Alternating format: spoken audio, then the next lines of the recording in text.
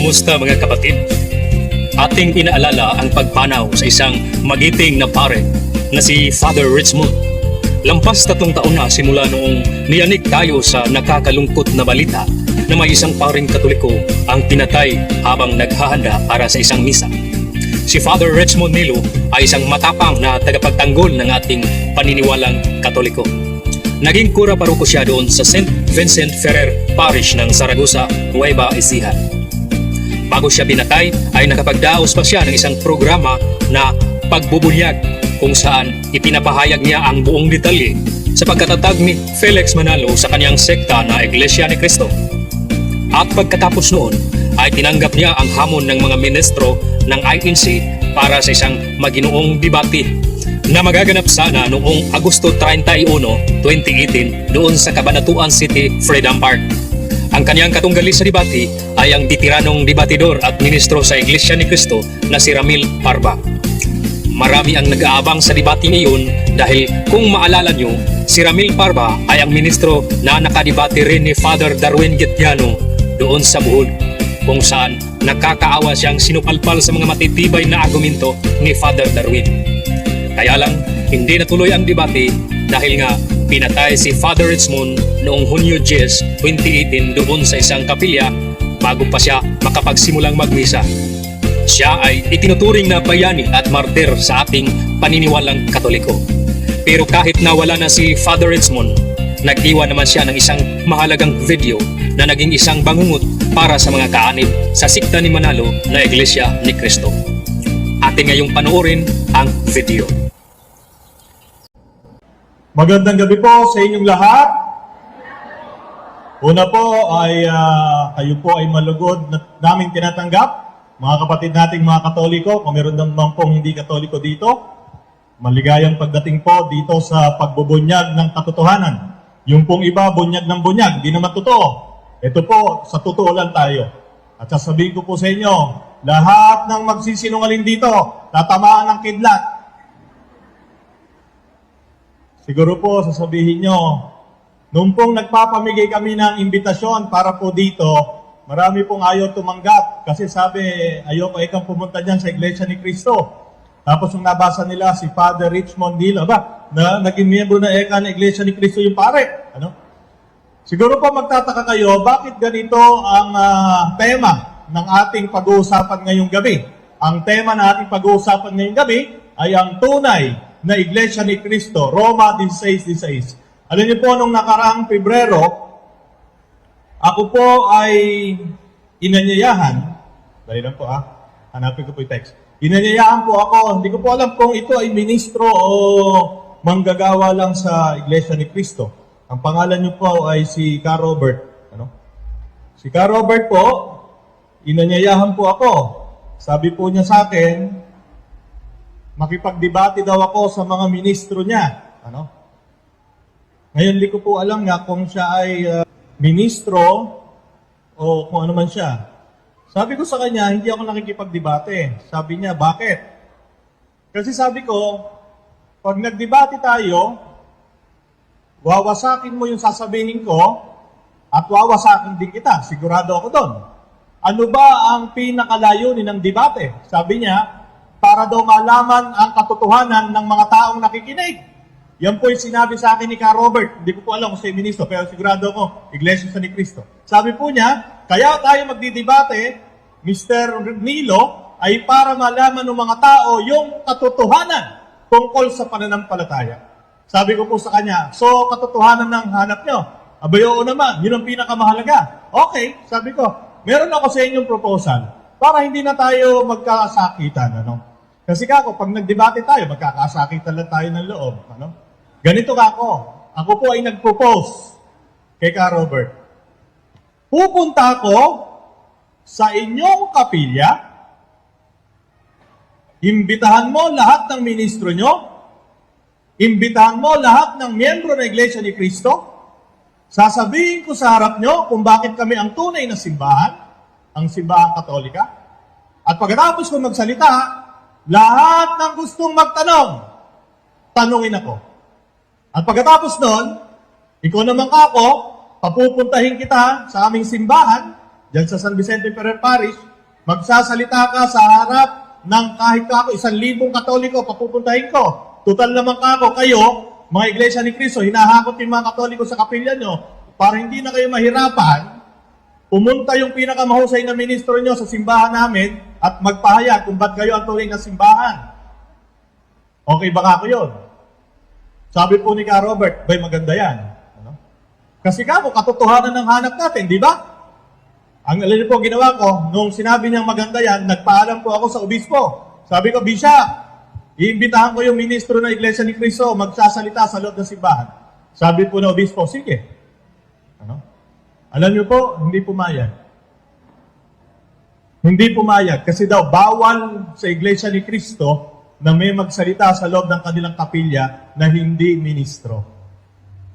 Ngayon, sabi ko nga sa kanya, kung katotohanan ang nais natin, dapat imbitahin niyo ako dyan at ako ay pupunta. Pero kung talagang katotohanan ang hanap niyo, itrompa niyo yung sinasabi niyo sa mga tao. Ano? At ngayong gabing ito ang pag-uusapan natin. Ang tunay na Iglesia ni Cristo. Pero mga kapatid, bago natin pag-usapan yan, kung mapapansin nyo, ang dami-dami ng miyembro ng Iglesia ni Cristo at madalas doon, ang mga miyembro niyan, mga Katoliko, mga Katolikong mababaw ang pangunawa sa ating pananampalataya. Pero bago tayo pumunta dyan, ang tanong natin ngayon ay, bakit ba paniwalang-paniwala ang mga miyembro ng Iglesia ni Cristo kay Felix Manalo, kay Iranio Manalo, at ngayon kay Eduardo Manalo? Tinanong ko po yung aking tiyahin. Meron pong ngayon tiyahin, kapatid ng tatay ko, lahat sila Iglesia ni Cristo. Sabi ko, bakit baka ako paniwala kayo dyan sa mga Manalo? Alam niyo po, sabi sa akin, ba't hindi kami maniniwala, yan ang sugo. Yan ang sugo sa huling panahon. Yan ang anghel na itinalaga ng Diyos para ibangon na muli ang tunay na Iglesia ni Cristo. Sa mga kapatid, lahat po ng miyembro na Iglesia ni Cristo, mga ministro, naniniwala na si Felix Manalo ang sugo. Ano? Kaya nga, bago natin himay-himayin ang banal na kasulatan, meron muna tayong dapat malaman. Ano yon? Ito, ang tamang paraan ng pagsusuri at pagpapaliwanag ng banal na kasulatan base sa pamantayang inilahad ng mga dalubhasa ng sa banal na kasulatan sa buong mundo. Bakit po kailangan yan? Alam niyo mga kapatid, ang Bible, yan ay salita ng Diyos. Lahat ng pastor, ministro, pare, lahat ng nagtatayo ng sekta, naniniwala, yan ay salita ng Diyos. Hindi natin yan tinututulan at hindi natin yan sinasalungat. Pero, kahit yan ay salita ng Diyos, hindi mo pwedeng tratuhin yan na para ka bumabasa ng social studies na libro. Hindi mo pwedeng tratuhin yan na para ka nagbabasa ng math book o kaya ng teleserye o telenovela. Itong aklat na ito, kahit yan ay salita ng Diyos, kapag hindi mo pinag-aralang mabuti, mapupunta ka sa impyerno. At marami ng taong napunta sa impyerno dahil sa maling pagpapaliwanag ng salita ng Diyos. Pag po sinabi kong mga dalubhasa, sino ba yon? Ayan. O yung mga Katoliko at hindi Katoliko, kung hindi nyo po kilala yung mga taong nakasulat ang pangalan dyan, hindi po yan mga Katoliko lahat. Iba-iba po yan. May Katoliko, may Anglican, may Protestante, pero lahat ng yan kilala sa buong mundo bilang mahusay at dalubhasa sa banal na kasulatan. O, yung mga, lalo ni mga Iglesia ni Cristo dito, baka hindi nyo kilala to. Baka kilala nyo lang ng mga tagapagpaliwanag ng salita ng Diyos yung mga ministro nyo. Tanungin nyo yung mga ministro nyo, sino po baka mo itong mga tao na to? Picturean nyo kung gusto nyo pa. Itong mga tao na to, ang sinasabi kong mga dalubhasa, hindi ako, ito. Okay, next slide. Kapag binasa mo ang banal na kasulatan, 3 katanungan ang dapat mo munang sagutin. Dahil sa loob ng Biblia, marami aklat yan. Mula Genesis hanggang Apokalipsis o pahayag, mayroong 73 aklat na pinagsama-sama para maging banal na kasulatan o tinatawag na Biblia. 3 katanungan muna bago ka magbasa. Ano yon? Una, Sino ang nagsulat ng aklat? Halimbawa, ang sulat si San Pablo Apostol sa mga taga-Roma, si San Pablo ang nagsulat niyan. Ano ang layunin ng nagsulat ng aklat?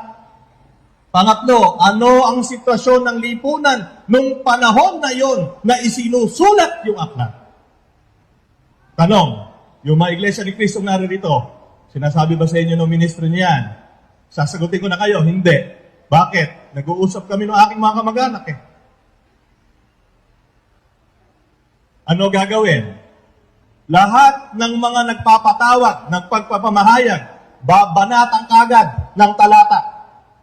Babanatan ng talata, pero hindi ipapaliwanag kung bakit sinulat yung talata na yon. Hindi ipapaliwanag kung sino ang nagsulat ng talata na yon. Hindi ipapaliwanag kung ano ang layunin kung bakit sinulat yon. At kapag nasagot mo yung tatlo na yan, tsaka ka palang maaaring magpaliwanag ng mga talata dito sa loob ng Biblia. Ngayon, bago po tayo dumako dito, kailangan muna nating maunawaan kung sino si Felix Manalo. Bakit? Kasi po, kaya naniniwala ang mga iglesia ni Cristo na sila ang tunay na simbahan ay hindi dahil sa Roma 16:16. Kaya sila naniniwala na ang pangalan ng iglesia ni Cristo, sila ang tunay na simbahan, hindi dahil sa sulat ni San Pablo Apostol sa mga taga-Roma. Sila ay naniniwala na sila ang tunay na simbahan dahil kay Felix Manalo, na pinaniwalaan nila na huling nasugo sa huling panahon. Na si Felix Manalo daw ang anghel na isinugo ng Diyos para itayong muli ang iglesia ni Cristo na tumalikod nung namatay ang huling apostol. Next slide. Ang pagbubunyag ng katotohanan. Dalawa ang ating sasagutin. Una, si Felix Manalo ba ang anghel na tinutukoy sa Apokalipsis 7:2? Yan po ang basihan nila. Ewan ko kung naka-attend na kayo ng pamamahayag. Sigurado ito ang sasabihin. Yung mga iglesia ni Cristo narito. Di ba? Ito ang basihan nyo kung bakit si Felix Manalo ang anghel na sugo. Apokalipsis 7, 1-3. Pero particularly 7:2. Yung po Apokalipsis, ang isa pang pangalan niyan, pahayag. Meron pong Biblia, tinatawag yan ang pagbubunyag. Pero sa lumang Tagalog, Apokalipsis ang tawag. Okay. Yan yung una nating ibubunyag. Si Felix Manalo ba ang anghel na tinutukoy sa Apokalipsis? Napakalaga po niyan. Kasi pag nakita natin kung sino ang tinutukoy dyan, wala nang kwenta yung INC 1914. Dahil malalaman nyo na kung sino talaga ang tinutukoy sa Roma 16:16. At pangalawang ibubunyag natin, ang INC 1914 ba, Iglesia ni Cristo 1914, na itinatag ni Felix Manalo, sila ba ang tinutukoy ni San Pablo Apostol sa kanyang sulat sa mga taga-Roma? Roma 16:16. Yan pong dalawa na yan ang ibubunyag ko sa inyo. Sabi ko nga po kanina, pag ako tinamaan ng kidlat dito, nagsisinungaling ako. Pero pag may nagtanong dito, tinamaan ng kidlat, yung pinanggalingan nyo, sinungaling. Okay, ang pagbubunyag ng katotohanan. Una, tanong, si Felix Manalo ba ang anghel na tinutukoy sa Apokalipsis? Sino ba si Felix Manalo? Baka hindi niyo pakilala. Papakilala ko muna sa inyo. Si Felix Manalo, taga-Taguig yan. Ipinanganak noong May 10, 1886. Tatay niyan, si Mariano Isagun. Nanay niyan, si Bonifacia Manalo. Ang tunay na pangalan ni Felix Manalo Isagun. Ang tunay na apelido niyan, kung kukunin yung apelido ng tatay, Isagun. Tapos, nagpalit ng pangalan. Tinanggal niya yung apelido ng tatay niya, ang ginawa niya apelido, yung apelido ng nanay niya. Ngayon, tanong, bakit? Hindi natin alam. Maaari tayong magkuro-kuro, pero hindi ko sasabihin kung bakit, kasi hindi ko alam. Kayo ba, o kayo, pag tinanggal niyo yung apelido ng tatay niyo, papatayin kayo ng tatay niyo, sigurado. Baka gulpihin kayo ng gulpihin. Pero bakit na tinanggal? Hindi ko po alam. Pero sa pangalan mismo, maganda ang naging kahulugan. Nung tinanggal niya Isagun, naging maganda yung kahulugan ng pangalan. Felix, masaya. Manalo, matagumpay. Masayang tagumpay. Masayang tagumpay ang kakamti natin tuwing Huwebes at Linggo. Okay. Sino ba si Felix Manalo? Nung panahon siya pinanganak, noong 1886, 100% ang mga Pilipino Katoliko, kaya wala siyang choice. Katoliko siya. Kaya lang yung tsuhin niya, masungit na pare. Hanggang ngayon naman, may masungit pa rin pare. Buti na lang, mabait ako. Ayun. Ako pinakamabait. Okay. Dahil nakita niya na yung mga pare nung araw, at inabutan siguro yun ni Kuya Lito, na kung yung pare nung araw, pag sinabing luhod, luluhod. Pag sinabing magdasal, magdadasal. Pag sinabing kakikilos, diktador. Ayaw ni Felix Manalo yon. Dumating ang mga Amerikano nung natalo yung mga Espanyol. Dumating sila, mga protestante, naging metodista si Felix Manalo. Hindi siya nakontento, naging Presbyterian. Hindi pa rin siya nakontento, Christian Mission Evangelist. Naging Seventh-day Adventist minister. Kaya po yung mga kapitbahay natin dito, metodista, sabadista, galing si Felix Manalo din natin. At pagkatapos ng maging Seventh-day Adventist, litong-lito siya, nawalan siya ng pananampalataya sa Diyos. Sino po nagsabi nun? Hindi po ako, siya mismo nagsabi. Ano? Saan matatagpuan yun? Baka nakapagtabi kayo ng Philippine Free Press. February 11, 1950. Sino ba nagbabasa ng Free Press dito noong 1950? Ayan, meron pang pahina, page 2. Baka naman sabihin niyo, iniimbento ko lang na nawalan siya ng pananampalataya. Okay. Ayan po, page 2. Next slide. Ngayon, nakita na natin kung sino si Felix Manalo sa maiksing pagpapahayag. Siya ba ang anghel na tinutukoy sa Apokalipsis o pahayag? 7:2. Okay. Basahin natin ang Apokalipsis. Apokalipsis 7:1. Pagkatapos nito, may nakita kong 4 na anghel na nakatayo sa 4 na sulok ng daigdig. Pinipigil nila ang 4 na hangin upang huwag umihit sa lupa, sa dagat o sa alinmang punong kahoy. At nakita kong umaakyat sa gawing silangan ang isa pang anghel. Taglay ang pangtatak ng Diyos na buhay. Sumigaw siya sa 4 na anghel na binigyan ng kapangyarihang maminsala sa lupa at sa dagat. Huwag muna niyong pinsalain ng lupa, ang dagat o mga punong kahoy, hanggat hindi pa namin nalalagyan ng tatak sa noo ang mga lingkod ng ating Diyos. Naunawaan niyo ba yung Apokalipsis? Hindi niyo maunawaan yan. Bakit? Sa lahat ng libro, sa bagong tipan, ang Apokalipsis ang mahirap unawain. At si Felix Manalo, tuso. Tuso si Felix Manalo. Bakit tuso? Ang kinuha niyang talata sa bagong tipan ay yung talata at kapitulo na galing sa isang aklat na mahirap ipaliwanag. Ang aklat ng Apokalipsis. At dyan sa aklat na yan, kinuha niya ang kanyang karapatan na magpaliwanag at magpahayag ng salita ng Diyos. Ngayon, yung mga susunod pong paliwanag, ito yung paliwanag ni Felix Manalo hanggang 1960. Ulitin ko po, yung mga susunod nating babasahin after nyan, yan yung paliwanag ni Felix Manalo hanggang 1960. Bakit ko po nilalagay sa konteksto? Kasi po, ngayon, iba na yung paliwanag. Iba na yung paliwanag ng mga ministro. Bakit po alam? Kasi nung nabasa ko yung paliwanag ni Felix Manalo at nakakwentuhan ko yung pinsang buo kong Iglesia ni Cristo, iba na paliwanag nila. At palagay ko, mamaya may magtatanong. Sasabihin, hindi na ganon. Pero ito po ang paliwanag ni Felix Manalo. At lalaban po ako ng putulan, kahit anong papuputol ko. Pag napatunayan yung hindi ito, yung paliwanag niya, hanggang 1960. Simula 1914 hanggang 1960, ito ang paliwanag ni Felix Manalo sa Apokalipsis 7:1 hanggang 3. Next slide.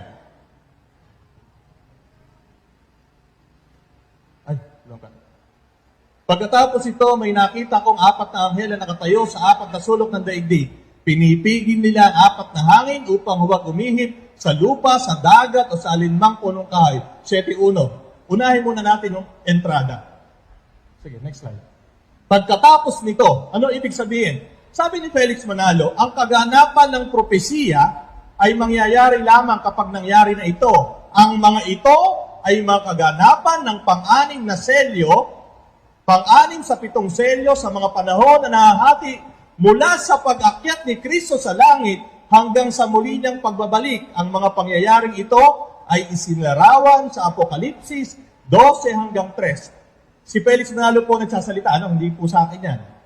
So yun daw, entrada ng Apokalipsis 7.1, pagkatapos nito, ang kaganapan ng propesya ay mangyayari lamang kapag nangyari na. Ano ba ibig sabihin nito? Sabi ni Felix Manalo, pagkatapos nito, idinugtong niya sa Apokalipsis 6, 12, 13.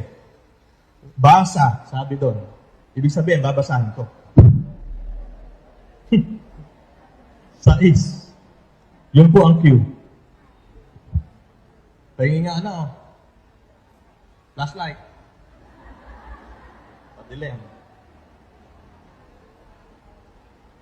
Okay, ito po ang Apokalipsis 12:13 na sinabi ni Felix Manalo, mga kaganapan ng propesiya ay dapat mangyari sa pagitan ng pag-akyat ng ating Panginoon Kristo hanggang sa muli niyang pagbabalik. Yun yung time frame. Ano sabi dito? 6:12 hanggang 13. Nang alisin ng kordero ang pang-anim na selyo, lumindol ng malakas. Ang araw ay nagdilim, na kasing itim ng damit panluksa, at ang buwan ay naging kasing pula ng dugo. Nalaglag mula sa langit ang mga bituin na parang mga bubot na bunga ng igos kapag hinahampas ng malakas na hangin. Ito pong pagsasalarawan na ito, may lindol, tapos nagdilim, yung buwan naging kasimpulan ng dugo, nalaglag ang mga bituin sa langit. Ito ang paliwanag ni Felix Manalo. Una niyang paliwanag. Ano ba yung lindol na sinasabi sa Apokalipsis 6:12-13? Yan. Yung lindol daw sa noong November 1, 1755, 40,000 namatay. Saan natatagpuan? Ayun. Ang pagdilim ng araw noong May 19, 1780. Ang buwan ay nagparang dugo, May 19, 1780. Ang pagbagsak ng mga bulalakaw, mga falling stars, na nakita sa North America, Mexico at isla ng Jamaica noong November 13, 1833. So, balik tayo. So, nakita nyo po, yan yung mga paliwanag ni Felix Manalo na magaganap para maisaktuparan yung Apokalipsis 7.1. Next. Sumunod doon, may nakita akong 4 na anghel na nakatayo sa 4 na sulok ng daigdig. Pinipigil nila ang 4 na hangin upang huwag umihip sa lupa o sa dagat o sa alinmang punong kahoy. Ano ang paliwanag ni Felix dyan? Okay. Yung hangin daw, yung digmaan. Si Felix ang nagpapaliwanag, hindi ako. Yung 4 na hangin, 4 na sulok ng daigdig kung saan nagsimula ang digmaan. At yung daw digmaan na yon ay yung World War I na nagsimula noong 1914 hanggang 1918. Okay.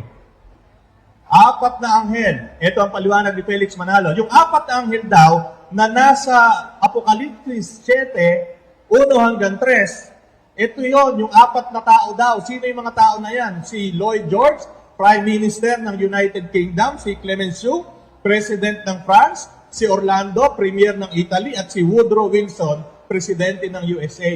Yan yung mga binabanggit na paliwanag ni Felix Manalo nung panahon na yon ng 1914. Okay, next.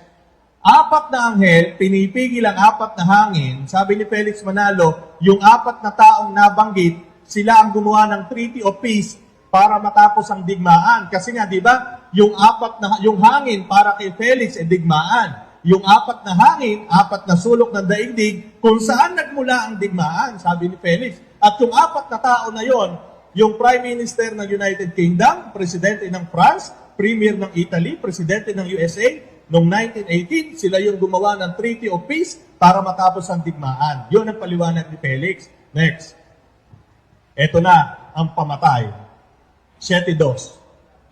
At nakita kong umaakyat sa gawing silangan ang isa pang anghel, taglay ang pantatak ng Diyos na buhay. Sumigaw siya sa 4 na anghel na binigyan ng kapangyarihang maminsala sa lupa at sa dagat. Isa pang anghel. So may 4 na anghel, di ba? Hawak-hawak yung mga hangin, pinipigil.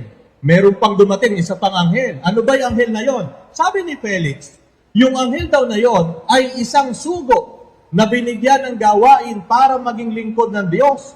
At yan ay kanya pang pinatibay sa pagbasa niya ng Apokalipsis 1:6, 1:16, 2:1 at Daniel 12:3. Itong isa pang anghel na ito ay hindi spiritual, sabi ni Felix Manalo. Hindi ito spiritual na anghel na nasa isip natin.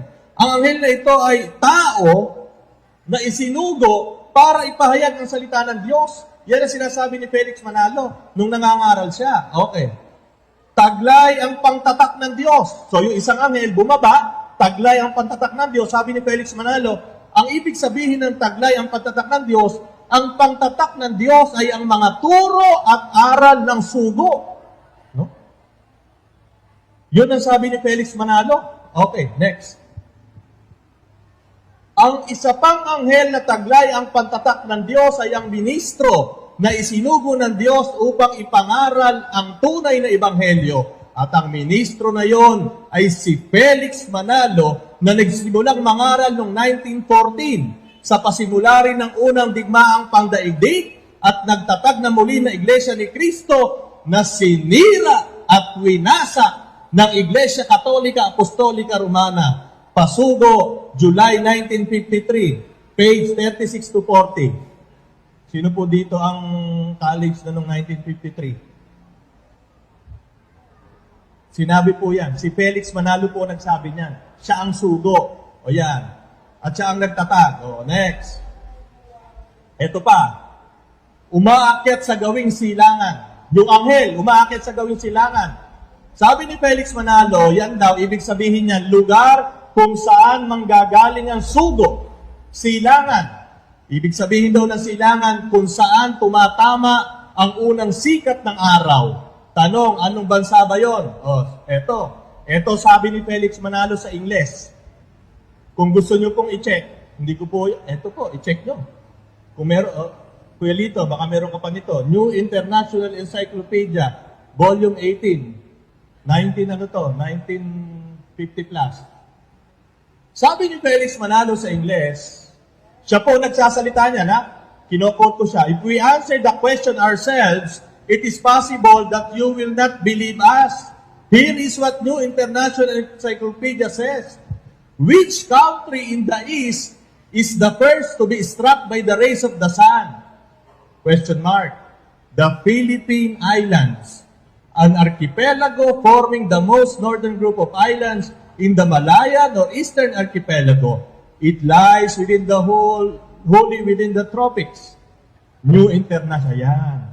Sabi ni Felix Manalo, o teka ha, hindi ako magsasabi sa inyo na Pilipinas ang tinutukoy sa Apokalipsis 7, 1 hanggang 3. Babasahin ko sa inyo, eka, ni Felix. O ayan, sinabi mismo na encyclopedia. Ay, teka balik.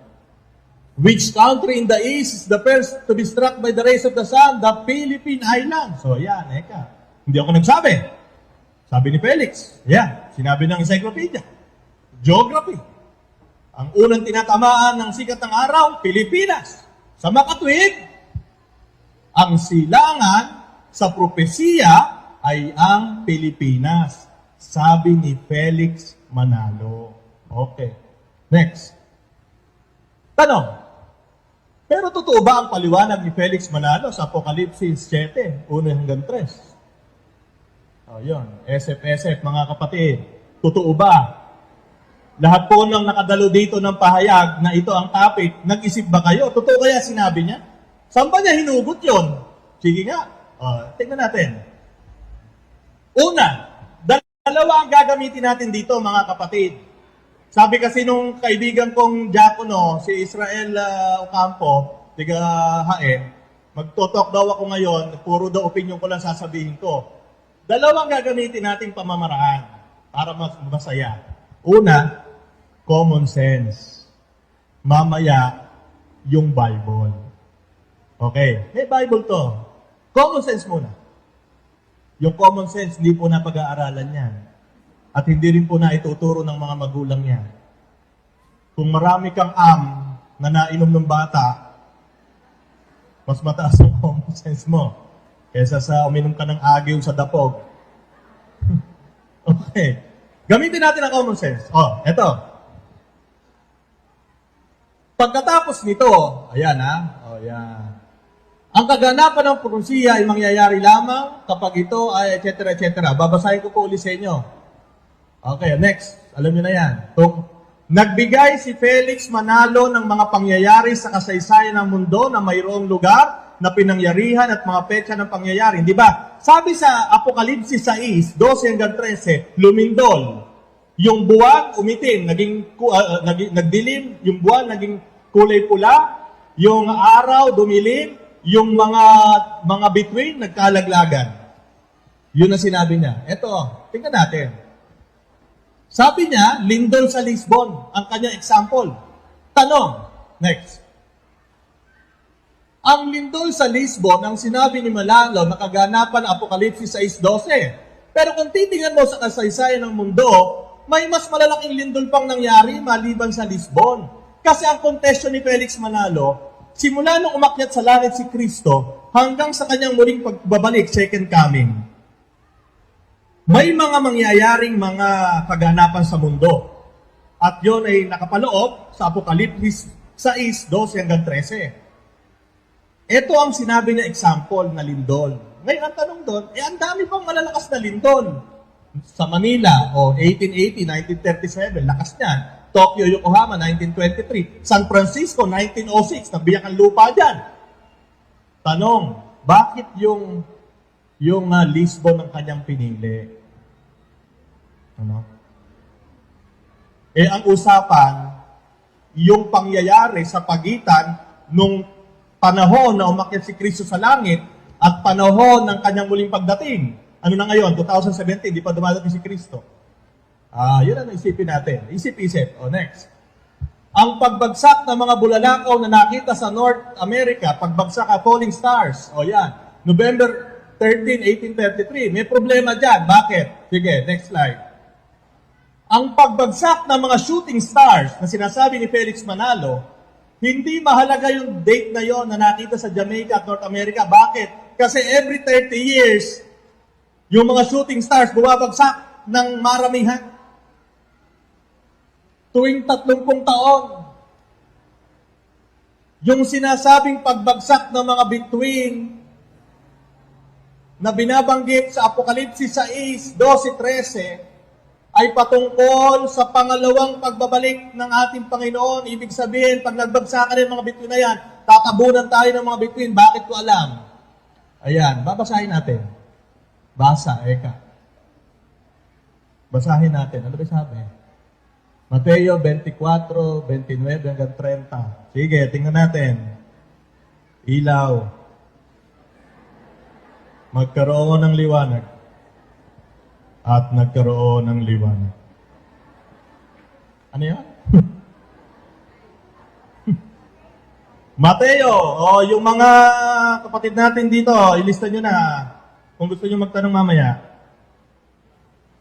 29 hanggang 30. Pagkatapos ng kapighatian sa mga araw na iyon, magdidilim ang araw, hindi magliliwanag ang buwan, malalaglag mula sa langit ang mga bituin, mayayanig ang mga kapangyarihan sa kalangitan. Pagkatapos, lilitaw sa langit ang tanda ng anak ng tao at mananangis ang lahat ng mga bansa sa daigdig. Makikita nila anak ng tao na nasa alapap at dumarating ng may dakilang kapangyarihan at kadakilaan. Second coming, ang pagdating ng ating Panginoon. Basahin natin, Marcos 13, 24, 27.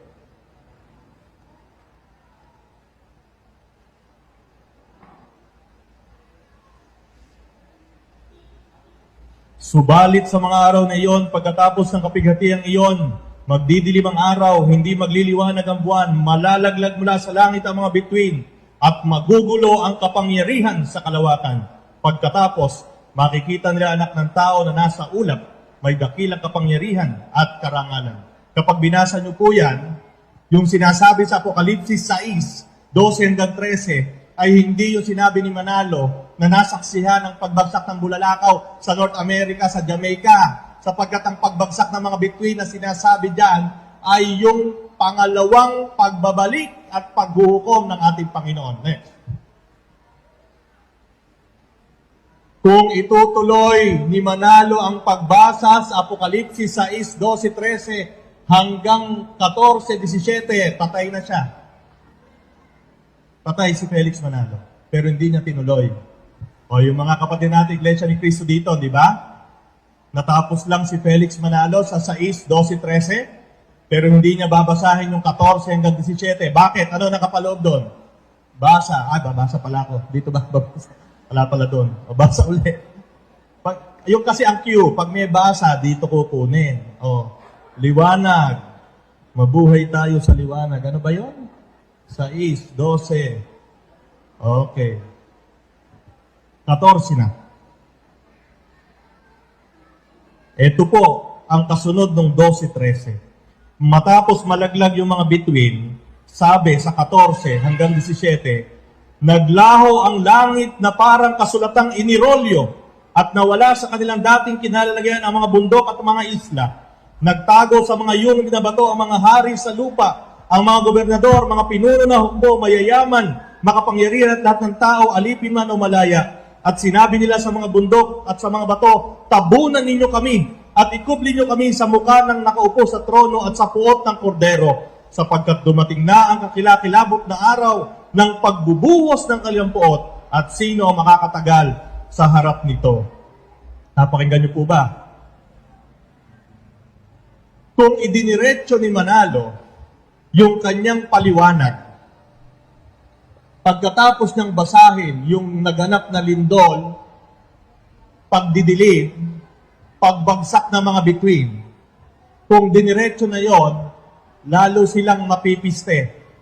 Bakit? Sapagkat kapag binasa mo ang 14-17, hindi ko alam kung saan siya kukuha ng mga pangyayari dito sa lupa na nagganap na kung saan nangapiste ang lahat ng tao at tinabunan ng bundok. Oh. Chap-chap kasi. Chap-chap boy si Manalo. Chap-chap. Okay. Next. Ito po yun. Naglaho ang langit na parang kasulatang inirolyo at nawala sa dati nilang kinalagay ang mga bundok. Next. Nagtago sa mga yungib ang lahat ng tao. Next. Sinabi nila sa mga bundok, tabunan nyo kami, kublin nyo kami. Bakit? Ba't sila nagpapatabon? Kasi darating na ang kordero. Bakit? Ano mangyayari? Next. Pagbubuhos ng puot at sino ang makakatagal sa harap nito? Second coming. Ano? Second coming yan. Okay, next. Ipinapakita ng mga talatang ito na wala sa konteksto si Manalo sa pagpapaliwanag niya ng Apokalipsis 6, 12, 13. At mali ang pagpapaliwanag niya ng Apokalipsis 6, 12, 13 sa kabuuan ng Apokalipsis 6, 12 hanggang 17. Out of context, si Manalo. Ang ipinapaliwanag lang niya sa mga miyembro niya at sa mga naloloko niya, yung gusto niyang paliwanag. Ano? Ngayon, alam niyo po yung mga kaibigan ng Iglesia ni Cristo, palagi sinasabi, maging mapanuri kayo, mga Katoliko. Sa totoo lang po, sila naman ang di nagiging mapanuri. Next. 4 na hangin. Sabi ni Manalo, ito raw ay sumisimbolo sa World War I na dulot ng pagkawasak sa tao. Paano naman yung World War II na mas matindi ang pagkawasak na nagawa nito sa mundo? Ano? Bakit? Ang hirap kasi, nung pinapaliwanag ito ni Manalo, wala pang World War II. Akala niya, yung World War I ang pinakamatinding gyera na mangyayari sa balat ng lupa. Abay, kung tutuusin mo, milyon-milyon ang namatay na mas marami kaysa World War I. Pero ito sabihin ko sa inyo, then nagkaroon na ng World War II. Patay ngayon si Manalo kasi sabi niya World War I eh. May paliwanag na sila dyan. Nakakuha na sila ng talata sa Biblia para i-justify si Felix Manalo. Naisip na nung anak kung ano ang paliwanag dyan. At hindi ko sasabihin sa inyo, kasi kung may Iglesia ni Cristo dito, magtatanong sigurado yan. Dahil may paliwanag na sila dyan. Kaya sinasabi ko sa inyo, ang pinapaliwanag ko sa inyo, ipaliwanag ni Felix Manalo hanggang 1960.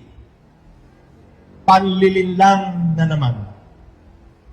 Bakit? Wala naman talaga nakakaalam eh. Malay mo, magkaroon pang World War III. At yung World War III, tumapos sa lahat. O de yung World War III sinasabi, sa Apokalipsis, hindi yung World War I ni Felix Manalo. Next. apat na anghel. Sabi ni Felix Manalo, si Lloyd George ng United Kingdom, si Clemenceau ng France, si Orlando ng Italy, at si Woodrow Wilson. Apat na anghel, ha? Anghel daw. Paano magiging anghel si Clemenceau? Wala namang relihiyon yan. Hindi nga binyagan yan eh. Kapag sinabi kong hindi binyagan, hindi katoliko, hindi protestante, hindi kahit ano, walang relihiyon. Si Clemenceau, presidente ng France. Si Orlando, premier ng Italy. Abay, lahat ng klase ng relihiyon, kinamumuhian yan. Unless na yung ibig sabihin ni Manalo ng apat na anghel apat na anghel na demonyo. Ano? Paano sila naturingan anghel kung ganon? Common sense. Next. Silangan. Sabi ni Malalo, yung silangan ay Pilipinas. Pinatunayan ito dahil sa sinabi niya. Ulitin natin yung sinabi niya. Next. Ayan. Mga kapatid. Tingnan niyo mabuti, ha? Tingnan niyo yung mabuti ng pagkakasabi ni Manalo. Ito, lumabas sa kanya ito sa bibig niya. Meron akong patutuo dyan. Andito. Pag tinanong ako, meron ako ditong reference.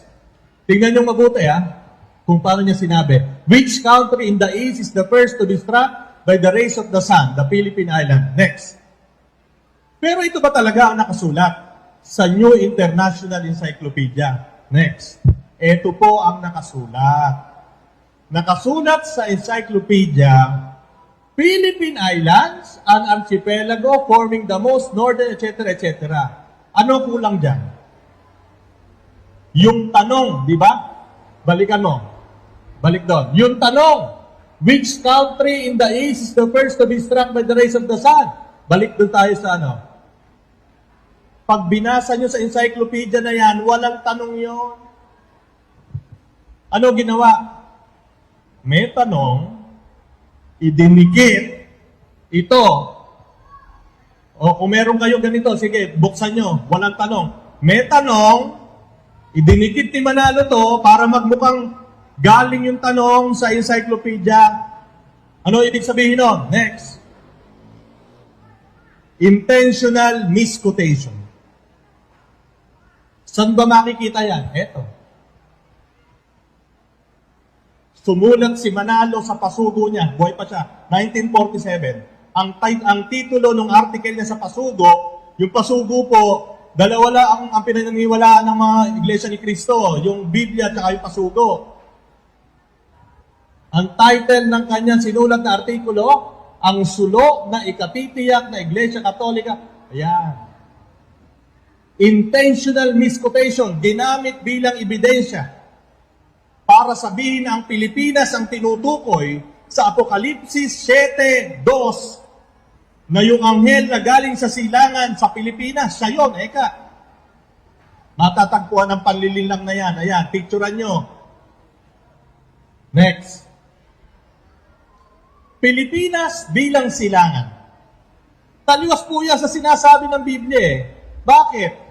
Sa Mateo 2:1-2, ang mga haring mago nakalagay dito. Basahin na natin. Mateo 2, parang alam nyo, nakakatuwa itong si Felix Manalo eh. Ilaw nga, ilaw. Babasahin ko po sa inyo. Si Mateo 2:1-2. Panahon ng paghahari ni Herodes sa Judea nang ipinanganak si Jesus sa Bethlehem, may mga pantas mula sa silangan na dumating sa Jerusalem. Nagtatanong-tanong sila, nasaan ang pinanganak na hari ng mga Hudyo? May mga pantas. Yung iba, pantas ang tawag. Yung iba, mago, haring mago. Galing sa silangan. Yan. Kung tama si Manalo sa kanyang interpretasyon sa Apokalipsis 7:2, ang mga haring mago taga Pilipinas, baka meron kamag-anak dito yung mga haring mago. Kung titingnan natin, Kung titingnan natin ang interpretasyon ni Manalo, bigyan nyo nga ako electric fan. Sa akin yung isa dyan. Ako nag-request yan eh. Okay. So nakikita nyo po ba? Nakikita nyo yung mga panlilinlang? Okay. Ang ginagamit pa lang po natin ano pa lang, common sense, wala pa tayo sa Bible. Next. Ang pagiging anghel ni Felix Manalo, Apokalipsis 7:2, si Felix Manalo daw ito. Ang pagiging anghel ni Manalo ay pagiging sugo. Tingnan nga natin sa Biblia kung sino-sino ang mga tinawag na sugo. Si San Juan Bautista sa Mateo 11:10, tinawag na sugo. Malakias 2:7-3:1. Basahin natin yan. Sasabihin ko sa inyo kung ano ibig sabihin ng sugo. Dali lang po ha. Ilaw. Malakias 2:7. Ano sabi? 2:7. Tungkulin ng mga pari na ituro ang tunay na kalaman tungkol sa Diyos. Sila ang dapat sanggunian ng mga tao tungkol sa ating kalooban, sapagkat sila ang mga sugo ni Yahweh na makapangyarihan sa lahat. Yung mga pari nung panahon ng mga Hudyo, sugo ni Yahweh sa 2:7. Ngayon sa 3:1, ano sabi sa 3:1? Sabi ni Yahweh na makapangyarihan sa lahat, ipapadala ko ang aking sugo upang ihanda ang daraanan ko, at si Yahweh na inyong hinahanap ay biglang darating sa kanyang templo. Sa makatuwid, lahat ng sinugo ng Diyos ay maaaring tawaging anghel.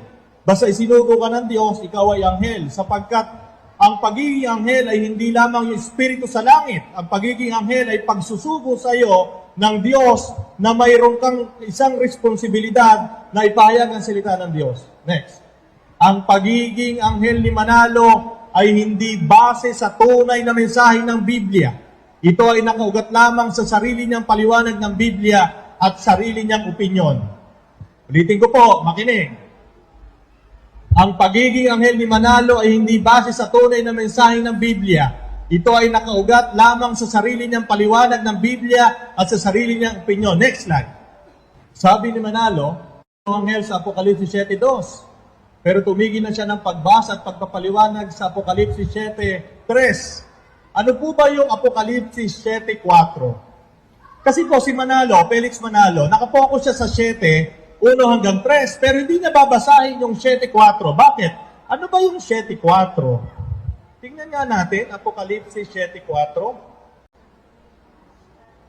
Ay maligayang pagdating po ang mga kapatid nating ministro na galing sa Iglesia ni Cristo. Maligayang pagdating po dito sa ating pagtitipon. 7:4. Ano po ba nakasulat sa Apokalipsis 7:4? At narinig ko ang bilang ng mga tinatakan, 144,000 buhat sa 12 lipi ng Israel. Tigla 12,000 mula sa bawat lipi. Bilang ng tinatakan. Okay. So sa 7:4 po, tinatakan ang lipi ng Israel. Sa 5-8, tigla 12,000 mula sa bawat lipi ng Israel. Kaya ang tanong po doon, sa Apokalipsis 7:1-3, sinasabi ni Felix Manalo na siya yon. Sa Apokalipsis 7:4, sinasabi doon na yung anghel na yon tinatakan ang lipi ng Israel. Okay? So ngayon po, tingnan natin yung flow, yung way ng argument ni Felix Manalo. Next. Gusto ko pong basahin sa inyo yung unang kopya ng Article of Incorporation noong 1914 na isinumite ni Felix Manalo sa SEC. At dito po makikita na noong 1914, wala siyang balak ipahayag ang Ebanghelyo sa labas ng Pilipinas. Okay. Babasahin ko po sa inyo. Ito po ay nakasulat sa salitang Espanyol. Kaya po pinatranslate ko. Ano? Sandali lang po ha. Hindi po ako masyadong mahusay mag-Espanyol eh. Okay. Ano po sabi dito sa Article of Incorporation ng 1914? Babasahin ko po sa inyo sa Espanyol. Baka po nakakaintindi ba sa inyo ng Espanyol. Sabi dito, que los fines para los cuales se ha formada la sociedad no era otra más que para propagar las doctrinas y sabias enseñanzas del Evangelio de Cristo en todo el arquipélago filipino, y como tal su existencia dependerá de la caridad pública. Sa English po, ang sabi po nung nag-translate,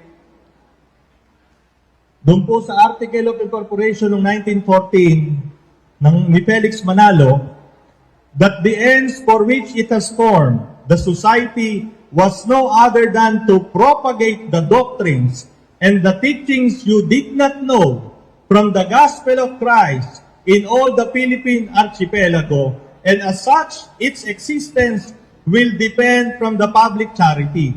Nung pong isinpinayo ni Felix Manalo ang Iglesia ni Cristo noong 1914 at isinumiti niya ang Article of Incorporation, ang nasa isip lang po niya at nung miyembro nung Board of Trustees, ipopropagate lang daw yung gospel ni Jesus Christ na hindi niyo pa nalalaman dito sa Pilipinas.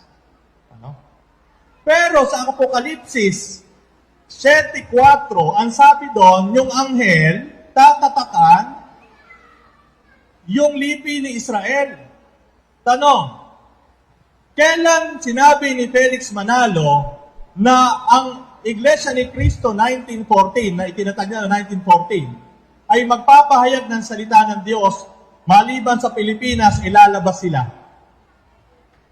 Noong 1948. Noong 1948, inamyendahan nila ang kanilang Article of Incorporation. Nag-meeting ang mga sanggunian o tinatawag ng Board of Trustees. Inamendahan noong 1948. Ano sabi?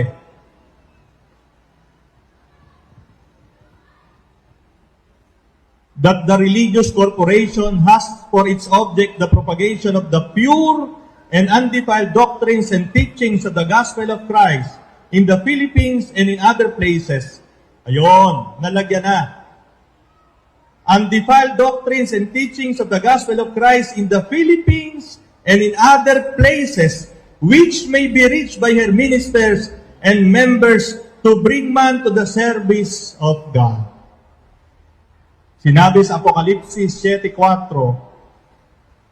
yung anghel tatatakan yung lipi ni Israel.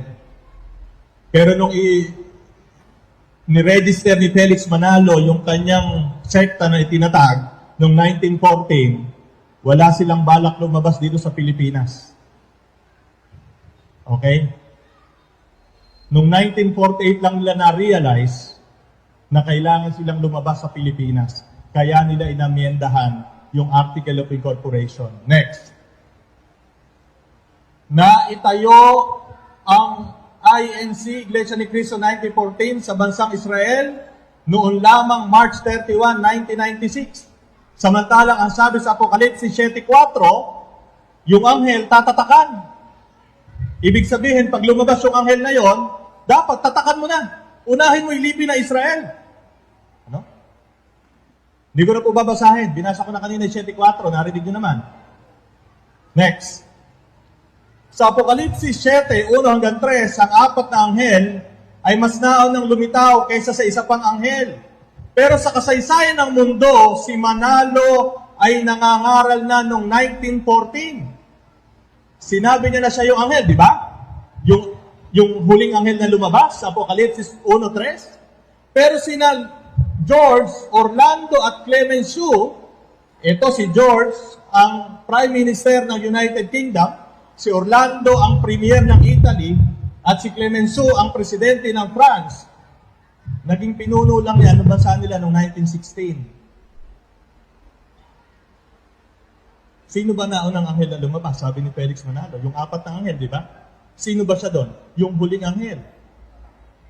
Di ba? Next.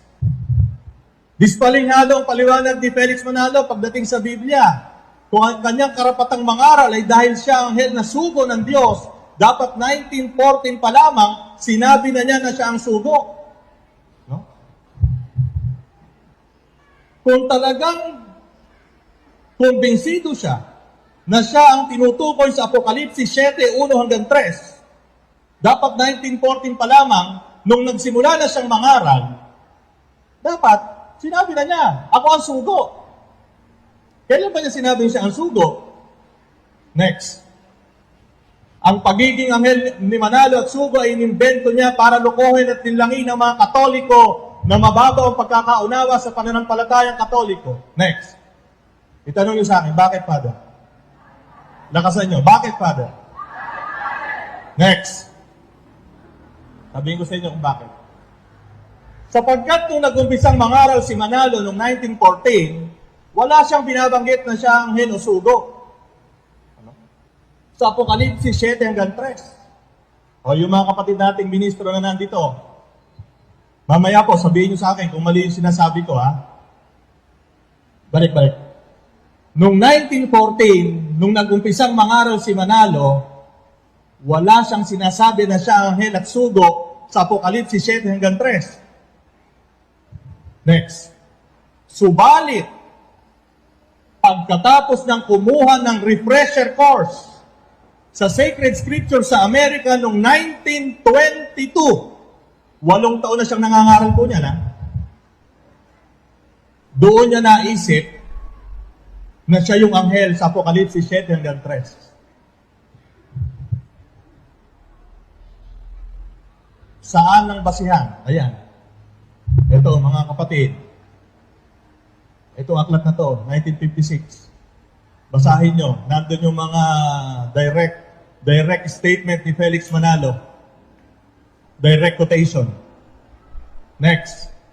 Noong 1924, 10 taon makatapos siya magsimulang mangaral, sinabi na ni Manalo sa publiko na siya ang anghel na tinutukoy sa Apokalipsis 7:2. So yun po mga kapatid natin, mamaya po, itama niyo po ako kung yung mga data kong sinasabi ay mali. Next. At noong 1927, sa pagpupulong ng mga kasapakat sa Tinajeros, Malabon, Rizal, ginawa niya ang kanyang official declaration, ang kanyang pagiging anghel at sugo sa bahay ni Mr. Rosendo Simon at sinaksihan ng mga Board of Trustees, si Teodoro Santiago, Justino Casanova, Maximo Valenzuela, Norberto Cruz, Igmedio Zabala, at marami pang kasabwat. At kung mapapansin nyo po sa sanggunian na Iglesia ni Cristo, makikita nyo yung mga apelyido na yan. Next. Apokalipsis 7:2. At nakita ko umaakit sa gawing silangan ng isa pang anghel, taglay ang pantatak ng Diyos na buhay. Sumigaw siya sa 4 na anghel na binigyan ng kapangyarihang maminsala sa lupa at sa dagat. Ibig bang sabihin nito, sinigawan ni Manalo si George, na Prime Minister ng Great Britain, si Orlando, si Clemenceau? Paano niya sila masisigawan? Nasa Pilipinas siya. Hindi rin naman sanay si Manalo ng French at Italian. Next.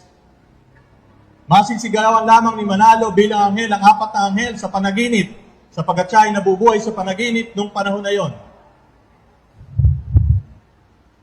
Hinto po muna tayo. Yung pong sinabi ko sa inyo, ang una natin ginamit, common sense at factual data. Dumako po tayo ngayon sa banal na kasulatan. Pero ulitin ko po, ang pamantayan sa pagpapaliwanag ng banal na kasulatan ay dapat nakaugat sa pamantayan na sinang-ayunan ng mga dalubhasa sa banal na kasulatan ng buong mundo. Hindi lang po ng mga Katoliko, kundi lahat ng dalubhasa sa banal na kasulatan. Ano? Hindi lang opinyon ng tao. Gamitin naman natin ang banal na kasulatan. Next. Apokalipsis 6, 12 hanggang 17. 7:1 hanggang 4. Dalawang pamamaraan ng pagpapaliwanag na tanggap ng lahat ng dalubhasa sa banal na kasulatan, maliban kay Felix Manalo at lahat ng kanyang mga kasapakat noon magpahanggang ngayon. Bakit po sinasabing itong dalawang pamamaraan ng pagpapaliwanag tanggap ng lahat ng dalubhasa sa banal na kasulatan sa buong mundo? Kasi po alam ng mga kapatid, ang pagpapaliwanag sa banal na kasulatan ay may pamantayan. At yung pamantayan na yan ay sinang-ayunan hindi lamang ng mga Katolikong dalubhasa sa banal na kasulatan, kundi pagkasama na rin ang mga Protestante, mga Anglikano, at lahat ng may karapatan sa banal na kasulatan. Maliban kay Felix Manalo at sa kanyang mga ministro. Bakit? Sapagkat sila Felix Manalo at ang mga ministro ng Iglesia ni Cristo may sariling pamamaraan ng paliwanag sa banal na kasulatan. Hindi ko po alam kung saan nila hinuhugot yung pamamaraan na yon ng kanilang pagpapaliwanag. Next. Balik. Okay, ito po yung dalawang pamamaraan ng pagpapaliwanag ng Apokalipsis. Una, tinatawag na remote context. Sa Tagalog, sa panghinaharap na konteksto. Pangalawa, proximate context. Sa Tagalog, sa pangkasalukuyan na konteksto. Kapag sinabi ko pong panghinaharap at pangkasalukuyan, hindi po ito nakatuon sa atin ngayon at sa hinaharap. Ang ibig kong sabihin ng panghinaharap na konteksto at pangkasalukuyan na konteksto, ito po ay nakatuon sa aklat na ating susuriin at ipapaliwanag. Ano yon? Apokalipsis 6, 12 hanggang 17, 7, 1 hanggang 4. Yan po nakabase. Next. Panghinaharap na konteksto. Sa Apokalipsis Kapitulo 6 at Kapitulo 7, ipinapakita ang pangitain ng 7 selyo na isa-isang binuksan ng kordero. Ang 7 selyo ay naglalaman ng mga dekreto na tanging anak ng Diyos at yun lamang pinagpahayagan ang maaaring makaunawa. Ang pagpapatupad ng mga dekretong ito ay mababasa sa Apokalipsis 8:2 hanggang 9:18. So yung 6:7 ng Apokalipsis, dyan nakapaloob yung mga selyo, mga selyo, na 7 selyo na ang nakapagbubukas lamang ay yung anak ng Diyos at kung sino man yung pinagpahayagan na maaaring makaunawa. Next. Kung titingnan nyo po, eto po. Kung babasahin nyo yan, ni Francis Gigor, General Principles of Biblical Interpretation. Hindi po sumusunod yung mga Iglesia ni Cristo dyan. Ang sinusunod ng mga Iglesia ni Cristo, mga ministro nila, ay kung ano lang yung ituturo sa taas. Kung ano lang yung pahayag ng sugo, yun lang ang kanila susundin. Bakit nga? Kasi nga, kumbinsido sila na si Felix Manalo at yung anak at yung apo, sugo yun. Sila yung nasa Apokalipsis 7:1-3. Sa mga kung sugo yun, hindi maaaring magkamali sa pagpapaliwanag na banal na kasulatan. Hindi na natin kung talaga siya ay sugo. Next. Pangkasalukuyang konteksto. Ang sumulat po ng Apokalipsis ay ang apostol na si San Juan Evangelista. Di po ba tatlo yung tanong Para maging maayos ang pagpapaliwanag mo ng banal na kasulatan, 3 tanong ang dapat mong sagutin. Una, sino ang sumulat? Pangalawa, ano ang layunin? Bakit na sinulat yun? Pangatlo, ano ang sitwasyon nung panahon ay sinusulat niya ang aklat na yun? At kapag yun ang 3 tanong mo, hindi ka maliligaw. Pero kapag ang pamantayan mo lang ay yung personal na opinion ng pinuno mo, patay tayo dyan. Ngayon, ano ang pangkasalukuyang konteksto nung Apokalipsis? Ito ang pangkasalukuyang konteksto. Para aliwin ng inuusig na iglesia, sumulat si San Juan Evangelista ng kanyang pangitain patungkol sa pag-uusig na ginagawa sa iglesia nung panahon na yon at pinapayagan naman ng Diyos. Tanong, kailan ba sinulat ni San Juan Evangelista itong Apokalipsis? Bibigyan ko po kayo ng exact data.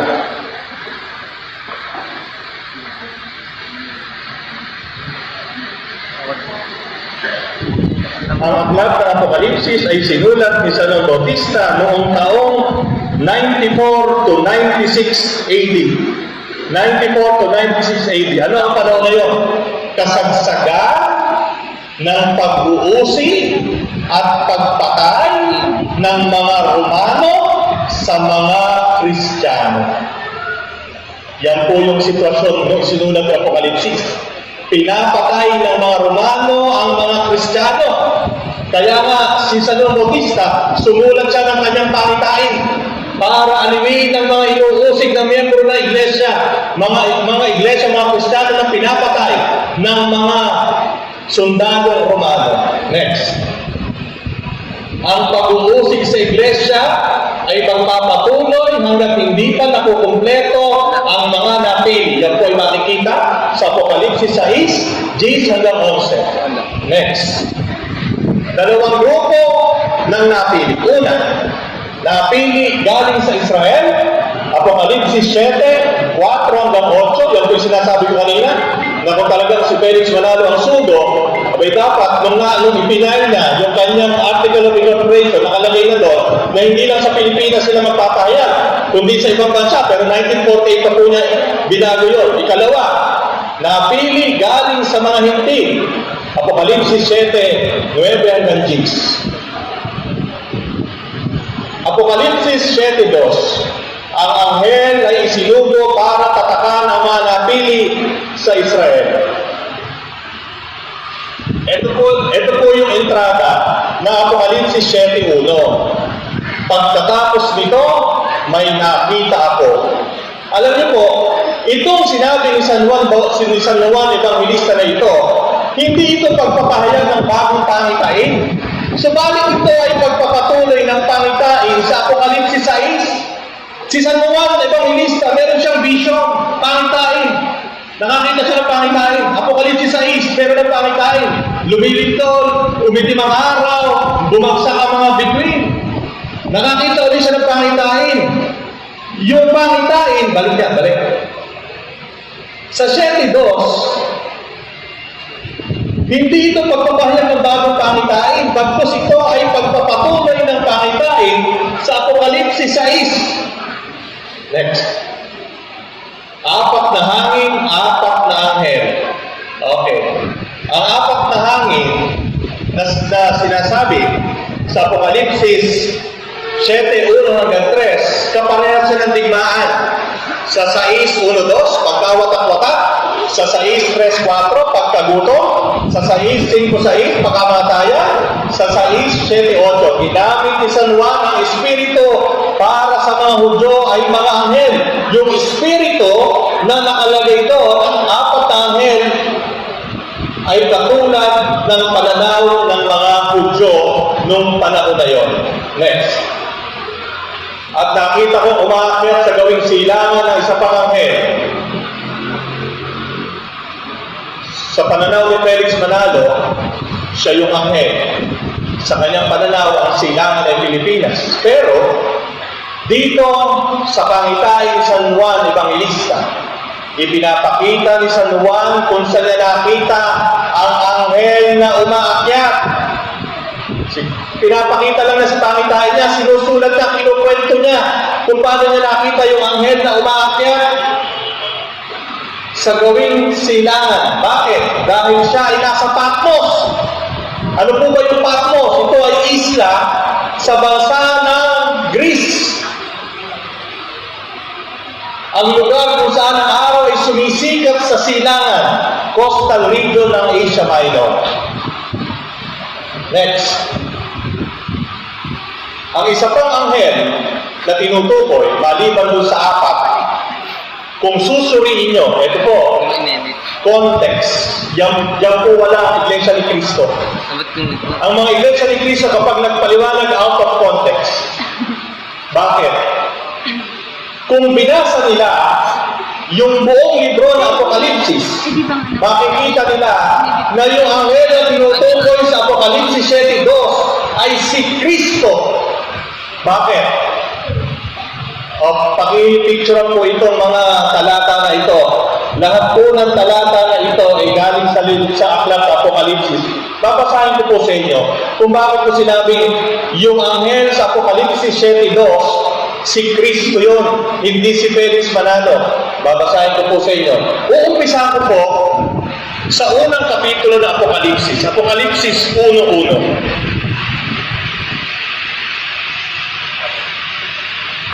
Pagkatapos po nitong part 1, magpapamerienda na po. Sandali na po, matatapos na po ito. At habang nagpapamerienda po tayo, pwede pong magtanong sa unang bahagi. Apokalipsis 1. Sabi dito, ito ang pahayag ni Jesucristo na ibinigay ng Diyos sa Kanya at Kanyang inihayag kay Juan na alipin niya sa pamamagitan ng anghel na Kanyang isinugo. Okay. Sa unang pagkakarinig, parang Sino nagsusugo? Si Kristo, di ba? Parang si Kristo, pero ulitin ko po. Ito ang pahayag ni Jesucristo na ibinigay ng Diyos sa Kanya. Okay? Pahayag ni Jesucristo na ibinigay ng Diyos sa Kanya. At Kanyang inihayag kay Juan. So yung Diyos nagpahayag kay Kristo. Si Kristo nagpahayag kay Juan. Alipin niya. Sa pamamagitan ng anghel na Kanyang isinugo. Sino nagsugo ng anghel? Yung Diyos. Sino yung anghel? Si Kristo. Paano po natin malalaman na si Kristo talaga yung anghel na yan? Basahin pa po natin. Apokalipsis 7:2.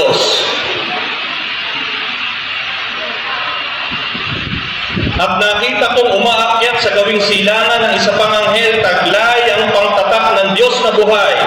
Sumigaw siya sa apat na anghel na binigyan ng kapangyarihang paminsala sa lupa at dagat. O merong isang anghel, bumababa naman sa langit.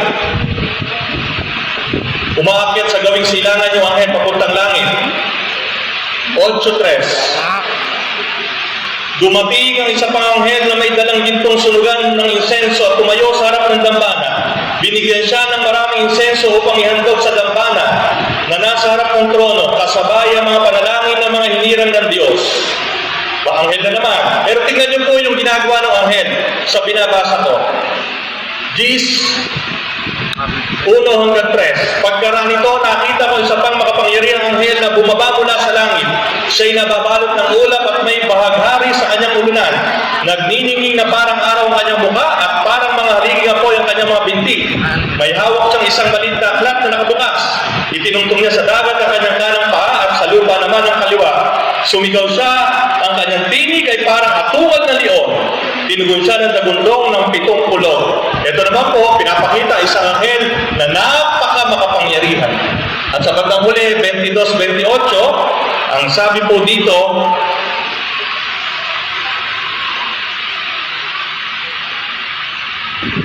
sinabing nagpatutuo na lahat na ito, tiyak na, darating na ako. Amen, dumating ka na ba, Panginoong Jesus? Naway makantang na lahat sa kagandahang loob ng Panginoong Jesus.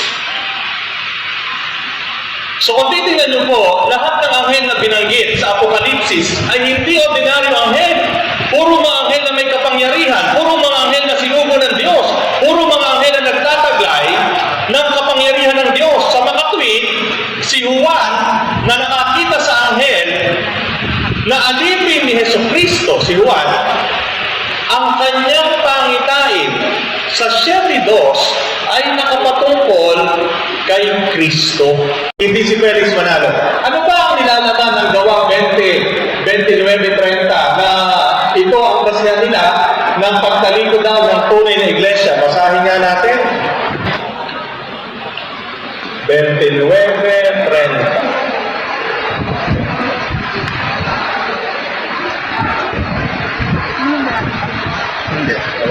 Ayun. Kaya nga nandiyan eh. Ito po, sinabi ni San Lucas, ang gumawa po, ang nagsulat po ng Gawa ng mga Apostol ay si San Lucas. Yung pong nagsulat ng Ebanghelyo ni San Lucas, for your information. Sabi po, alam kong pagkaalis ko'y magsisipaso ang mababangis na asong gubat at walang patawag nilang lalapain ang kawan.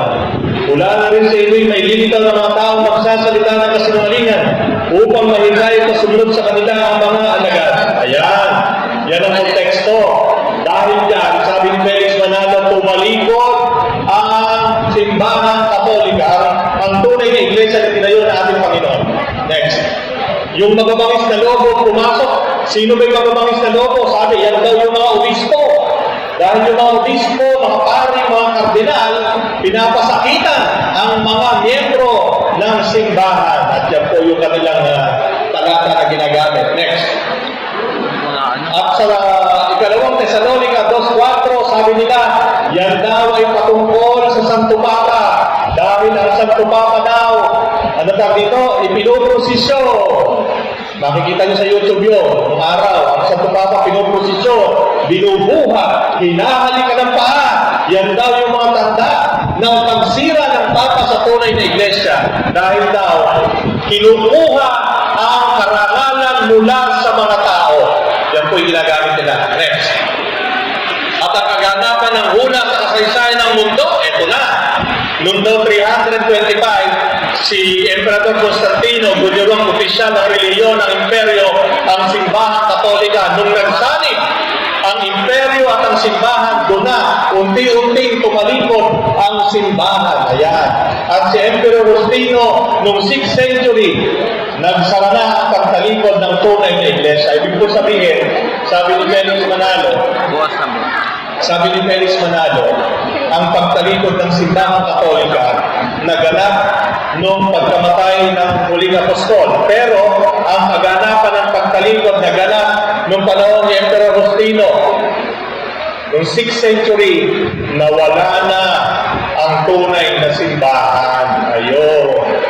Kaya po simula noong 6th century hanggang 1914, lahat ng mananampalatayang Katoliko, milyon-milyon, nasa impyerno ngayon. Ulitin ko, noong 6th century, tumalikod na ang kaganapan ng pagtalikod ng tunay na iglesia at ang pagtusbo ng Iglesia Katolika Apostolika Romana. Yan ang umpisa ng pagkabulid ng tao sa impyerno. Kaya po noong taong 600 hanggang 1914, lahat ng tao doon, pati mga protestante, nasa impyerno. Noong pong pinagninilayan ko yun, sabi ko, ayoko nang mapunta sa impyerno. Bakit? Siksika. May siksika na. 1,300 years, lahat ng Katoliko nasa impyerno. Hindi lang Katoliko. Disiksika na doon. Kaya huwag na kayong mag-aasang pumunta sa impyerno, siksika, mahirap. No? Okay, next. Okay. Yan po ay blanco kasi sasabihin ko na sa inyo ang totoo. Yung po yung paliwanag nila. Ito ang katotohanan dyan. Una, si Felix Manalo, sabi niya, kapag wala sa Biblia, hindi totoo. Sabi niya dito, kapag wala sa Biblia, kapag hindi nakasulat sa Biblia, hindi totoo. Bakit? Sapagkat ang Biblia mismo ay makapagbibigay sa iyo ng katotohanan. Kumbaga, yung Biblia, self-sufficient. Pagbasa mo lang, ando na yung katotohanan. Kaya ang una niyang ginawa, tinanggal niya ang Fathers of the Church. Ano po ba yung Fathers of the Church? Yung mga kahalili ng mga apostol. Lahat ng sumusunod sa mga apostol, tinanggal niya lahat. Walang kwenta yan. Eka. Ang paniniwalaan natin yung mga apostol, namatay na lahat. Yung mga sumunod yan, wala nang kwenta. Bakit? Sapagkat ang Biblia, nakakapagbigay ng katotohanan. Ito pala. Kapag wala sa Biblia, hindi totoo. Yun sabi niya. Kaya ngayong mga Katoliko, ipakita nyo sa amin, sabi ng mga ministro, o yung mga ministro na niyan, di ba sinasabi nyo sa mga Katoliko? Ipakita nyo sa amin, nasaan ang salitang Iglesia Katolika Apostolika Romana sa Biblia? Ipakita nyo eka sa akin. Kapag naipakita nyo, magiging Katoliko ako. Di ba? Yun sabi nila eh. Kami eka, nandyan, Roma 16. Magbatihan kayo ng mananalig, binabati kayo ng mga iglesia ni Kristo. Kapatid, mga ministro, nandito man kayo, kapag ganyan ang inyong argumento, tatanungin ko kayo, saan nakikita ang pangalan ni Felix Manalo bilang sugo at anghel dito sa Biblia? Kapag naipakita nyo din sa akin na si Felix Manalo, yung pangalan ng Felix Manalo dito sa Biblia, na siya ay sugo at anghel na nakapangalan doon, magiging iglesia ni Kristo ako. No, ako po sinusunod ko lang yung kanilang argumento. Kasi sinasabi nila, ang Iglesia Katolika Apostolika Romana ay hindi tunay na iglesia sapagkat wala yung pangalan dito.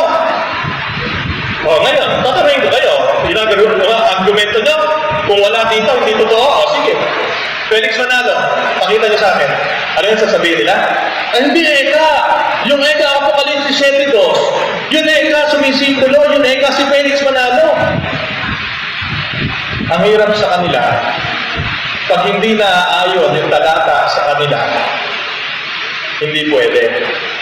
Pero pag naaayon sa kanila, pwede. Ganon ang pamamaraan ng panlilinlang ng mga ministro na Iglesia ni Cristo. walang consistency. Kapag sinabi ni Felix Manalo, una, sinabi niya, ang Biblia self-sufficient.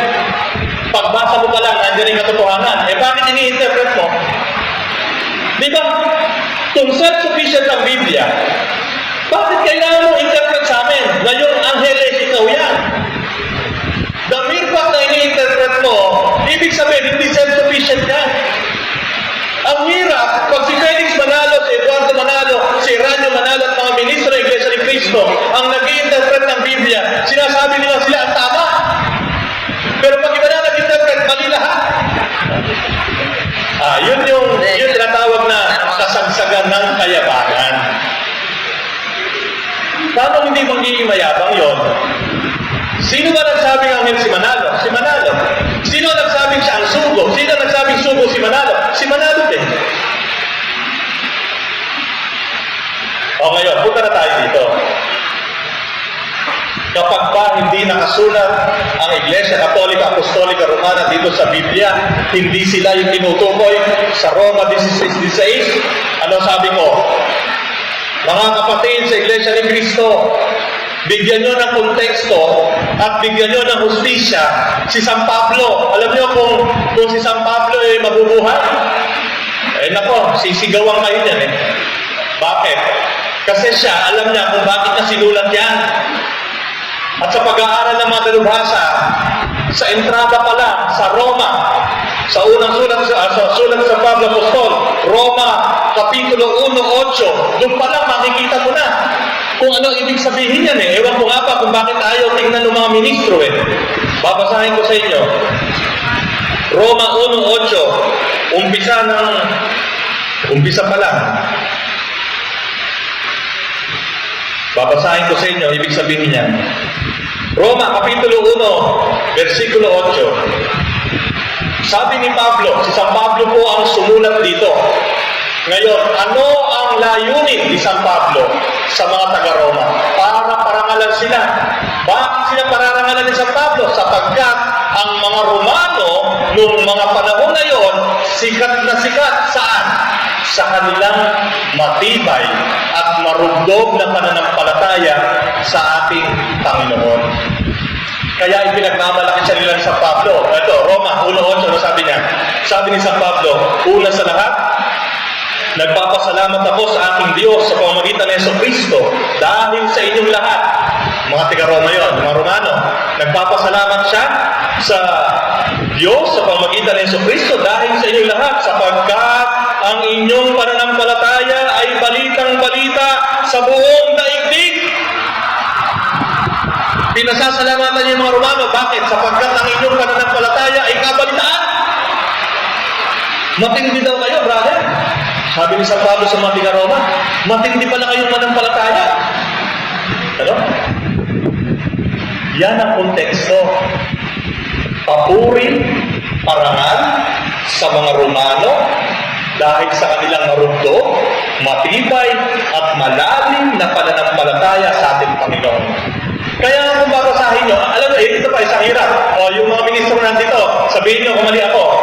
Ito, sinabi sa akin ng tiyahing ko na Iglesia ni Cristo at yung mga pinsang buo ko na Iglesia ni Cristo, bawal silang magbasa ng Biblia. Kung ano lang ang itinuturo, pag nagpupunta sila doon sa kapilya, yun lang ang dapat nilang paniniwalaan. Tapos sasabihin sa akin ng kaibigan ko, si Israel, maging mapanuri. Ano ka magiging mapanuri? Kung ano na ibigay sa'yo, ilulunukin mo. Katulad nito, kapag binasa mo ang sulat sa Pablo Apostol sa mga taga-Roma, magmula umpisa hanggang huli, makikita mo na itong Roma 16:16, hindi pinatutungkulan sa Iglesia ni Cristo na tinatawag noong 1940 ni Manalo. Dahil ang konteksto ni San Pablo Apostol sa Roma 16:16, basahin natin. Ilaw. Saan ba yung tarahel ko? Roma 16:16, sabi ni San Pablo, bago ito bago yung Roma 16:16, sa umpisa pa lang, dinating na ni San Pablo yung mga tagapaglingkod, manggagawa sa pagpapalaganap ng salita ng Diyos. At sa bandang huli, sabi niya, magbatian kayo bilang magkakapatid na nagmamahalan, binabati kayo ng lahat ng mga iglesia ni Kristo. Ng lahat ng mga iglesia ni Kristo. Tanong, Father, kung hindi po yan yung iglesia ni Kristo 1914 na tinatag ni Manalo, sino po yung iglesia ni Kristo na yan? Balikan po natin yung tatlong pamantayan. Sino nagsulat? Ano ang layunin ng nagsulat? At ano ang sitwasyon nung sinusulat yun? Alam niyo po, yung unang mga tagasunod ni Kristo, mga Hudyo, kaya nga kung babasahin niyo yung gawa ng mga apostol, makikita niyo, wala na si Kristo, pumupunta pa rin sila sa sinagoga. Pumupunta pa rin sila sa templo. Mga Hudyo yan eh. Mga Hudyo yan eh. Bakit ngayon sila tinawag na Iglesia ni Kristo? Kasi, kinig out sila. Kinig out ng mga Pariseo. Kasi sabi na, kung talagang Hudyo ka, hindi ka susunod kay Kristo. Pumupunta kayo din sa templo namin. Nakikibasa kayo ng salita ng Diyos. Nakikinig kayo ng sermon ng mga Pariseo. Pero hindi nyo naman ginagawa yung ginagawa namin. Ang ginagawa nyo, yung Kristo nyo na namatay. Lumayas kayo. Yun. Kinig out ang mga Hudyo na Kristiyano nung panahon na yun. Kaya si San Pablo, sa lahat ng kanyang mga sulat, lalo na sa mga taga-Roma, ginamit niya Iglesia ni Kristo para bigyang diin na, hoy, hindi na kayo Hudyo, ha? Although Hudyo kayo, pero hindi na kayo Hudyo. Hindi na yan ang religion nyo. Sumusunod na tayo kay Kristo. Iglesia ni Kristo na tayo. Ano? Ngayon, sila ba yung INC 1940? Hindi. Bakit? Sige nga, kung may mga ministro pang nandito, ipakita niyo sa akin ang koneksyon ng Iglesia ni Kristo dito sa Pilipinas sa Iglesia ni Kristo sa Roma. Ito, Roma 16:6. Mga Iglesia ni Kristo sa Roma. Sasabihin ng mga yan. Kasi ito ang sinasabi sa akin ng aking mga China.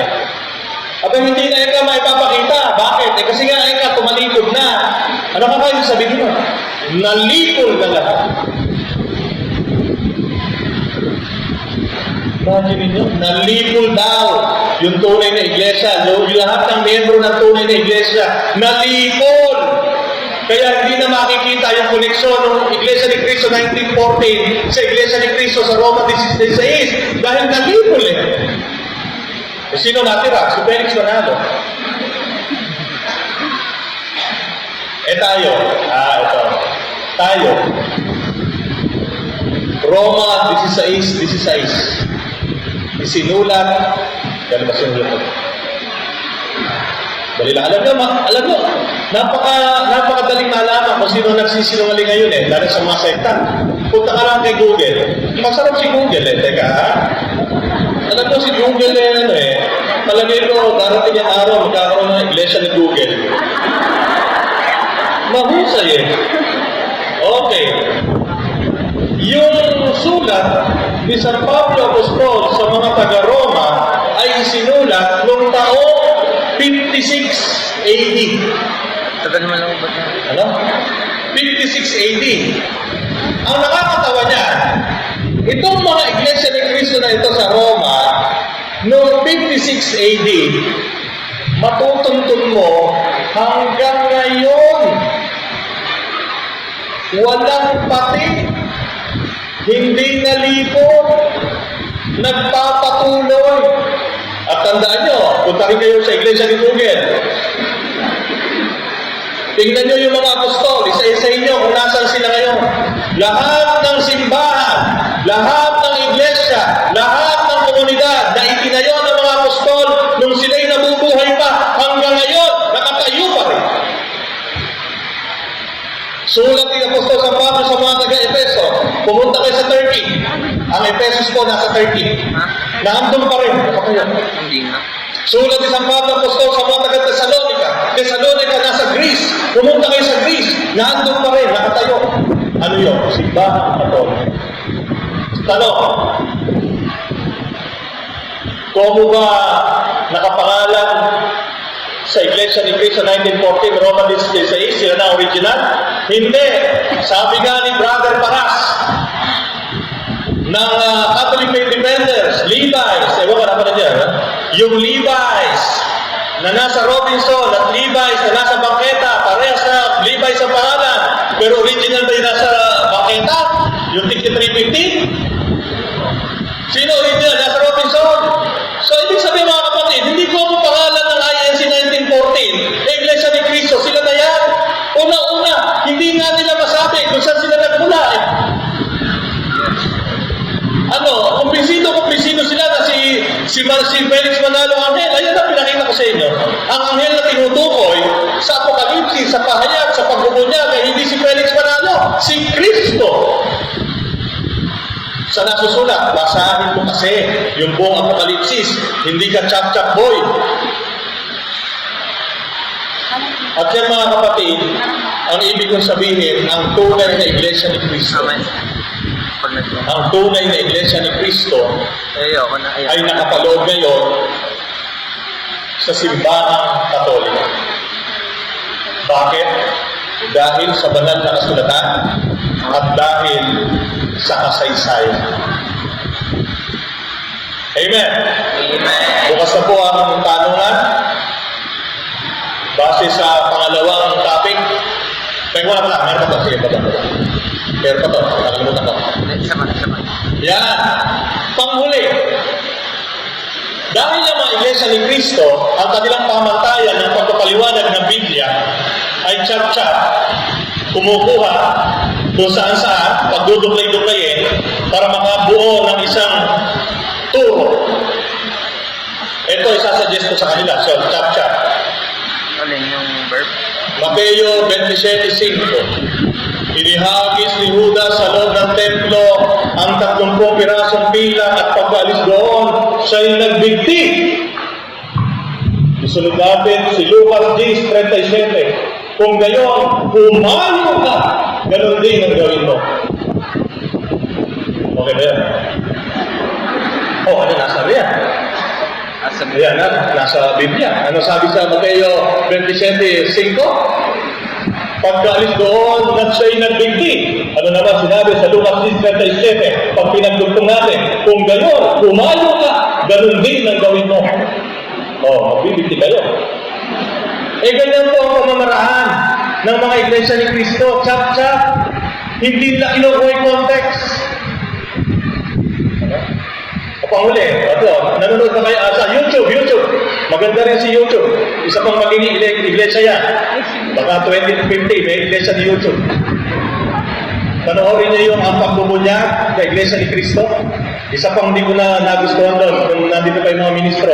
Sabihin niyo sa Net 25. Diniingan nila na mayroong pari na sumapi sa Iglesia ni Cristo. Si Father Christopher Yu.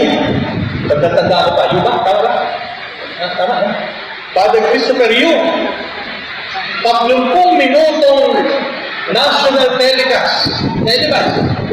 Paulit-ulit sinasabi ng mga ministro, paring Katoliko. Ako naman, alam niya, ako po, mapanuri talaga ako. But sinuri ko, Father Christopher Yu. Alam niyo po ba, hindi po siya paring Katoliko. Siya po ay miyembro ng Apostolic Catholic Church. Hindi po, wala po kaugnayan ng Apostolic Catholic Church sa Roman Catholic Church. Pero ang mahirap, yung kung nandito po yung mga ministro, mahirap sa mga ministro nyo na nasa Net 25, diniinan ng 30 minuto paulit-ulit na paring Katoliko ito, lumipat sa Iglesia ni Cristo. Hindi ko po alam kung tinanggal na nila doon yun, pero kahit tanggalin nila, na-download ko na. Di ba, kapatid na rin? Na-download ko na. Pangalawa, isa pang hindi ko nagustuhan. Sabi nila, yung pa rin, Net 25, mga ministro na Iglesia ni Cristo.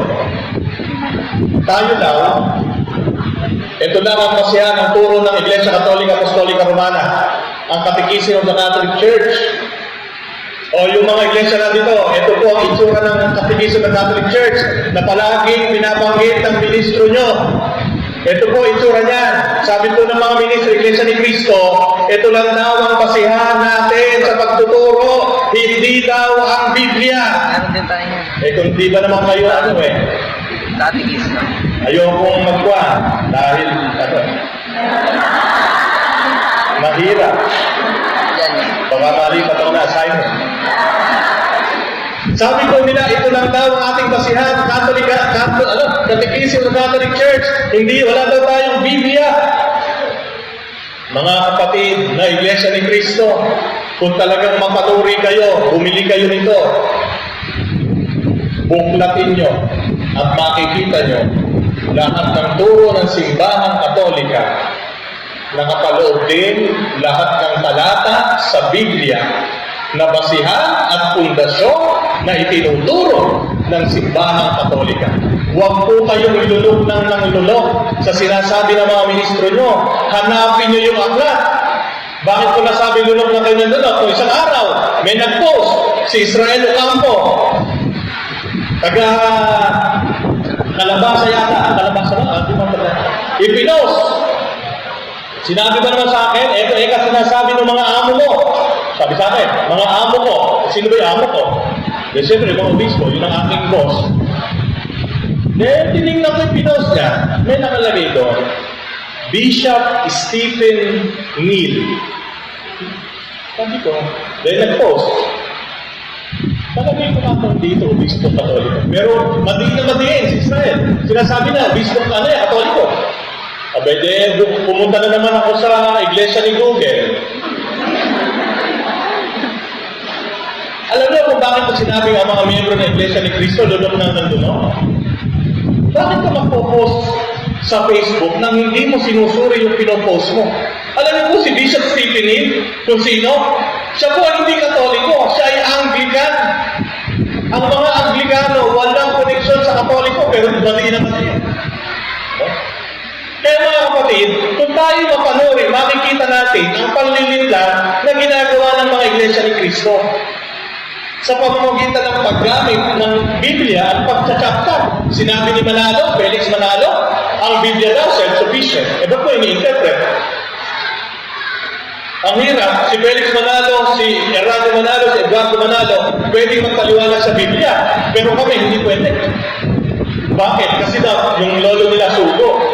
Ayun, pinakita ko sa inyo, sino ba sugo? Sino ba nagsabing sugo siya? Yung Biblia. Sabi ng mga Iglesia ni Cristo, when nasa Biblia, yung Biblia nila sinasabi, sugo siya. Lukuhin mo nila ang panon. Hindi Biblia nagsabi, kayo ang nagsabi. Kasi kung tunay yung susuriin ng Biblia, hindi ganun ang sinasabi ng Biblia. Ang sinasabi ng Biblia, yung isang anghel, si Cristo, hindi si Felix Manalo. Amen! Lahat po ng gustong magtanong, bibigyan ko po kayo ng isang araw sa pagtatanong. Hanggang bukas, pwede po kayong magtanong. Basta lang po huwag aabot na alas 7 ng umaga dahil po may misa na alas 7 ng umaga bukas. So kung pwede pong tapusin na natin alas 6 ng umaga, kinabukasan. Pero pwede pong magtanong. Mag-umpisa magtanong ngayon.